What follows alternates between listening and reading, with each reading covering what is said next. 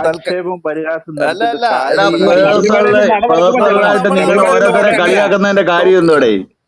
നിന്നെ വേണമെങ്കിൽ ഞാൻ അങ്ങോട്ട് തരാം. പാസ്റ്ററിനെ നീയൊക്കെ എന്തിനാണ് സാരി ഉടുപ്പിച്ച് കൊണ്ടു നടക്കുന്നത്? റോയി ഒന്ന് അടങ്ങി എന്തിനാ എടാ പോടാ പന്ന മാത്തു. നിന്റെ പോയി നിന്റെ അമ്മയുടെ മറ്റേനകത്തിട്ട് വിരലിട്ട് കൊടുക്കും മയിരെ. അയ്യോ അയ്യോ അയ്യോ അയ്യോ അയ്യോ അയ്യോ വേണ്ട അല്ല അവന്റെ അപ്പനെ എടാതെ വിളിക്കുന്നവരാണ് നീ മറ്റുള്ളവനെ ഉണ്ടാകാൻ വരുന്നത്. എടാ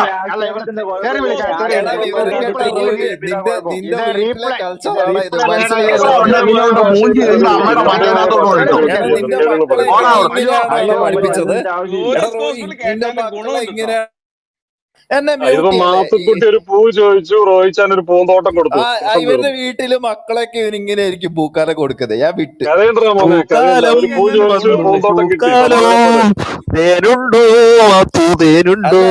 ഇങ്ങനെയാണോ ഇവിടെ നീ നിന്റെ മക്കളെയൊക്കെ പഠിപ്പിച്ചു വിട്ടിരിക്കുന്നത്? ഇതേപോലെയൊക്കെ തന്നെയാണോ?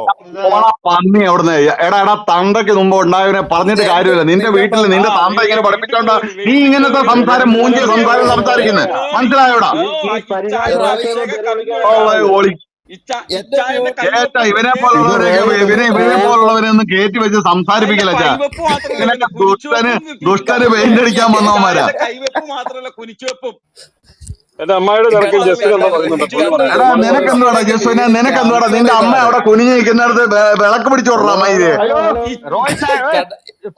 ഇവന്റെ മക്കളൊക്കെ ഇങ്ങനെ